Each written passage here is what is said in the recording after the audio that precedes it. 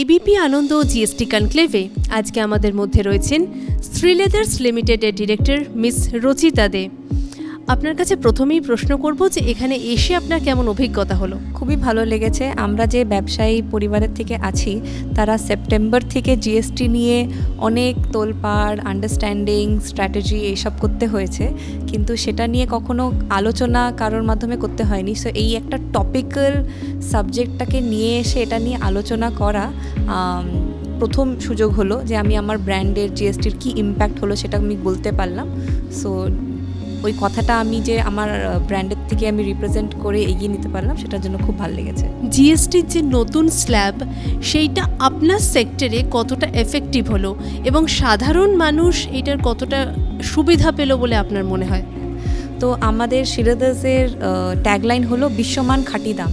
আমরা সবসময় চেষ্টা করি কিভাবে আমাদের প্রোডাক্টগুলোকে কম্পিটিটিভ প্রাইসিং করতে পারবো, যেটা আমরা আমাদের কাস্টমারকে সেটা ডেলিভার করতে পারবো। সেটার জন্য আমাদের যে জিএসটি ইম্প্যাক্টটা হয়েছে, আগে আমাদের 1000 টাকার নিচে হলে 12% ছিল, আর 1000 টাকার উপরে হলে 18% ছিল। এখন আমাদের সমস্ত ফুটওয়্যার ক্যাটেগরি শ্রীলেদার্সে 2500 টাকার নিচে 5% এসে গেছে। সেটাতে এত সেভিংস আমরা আমাদের কাস্টমারকে ট্রান্সফার করতে পেরেছি, সেটা আমাদের খুব সুবিধা হয়েছে। আমাদের কাস্টমারদেরকে যেটা আমরা চাই কাস্টমারদেরকে অফার করার জন্য, সেটা যে করতে পেরেছি, খুব ভালো হয়েছে।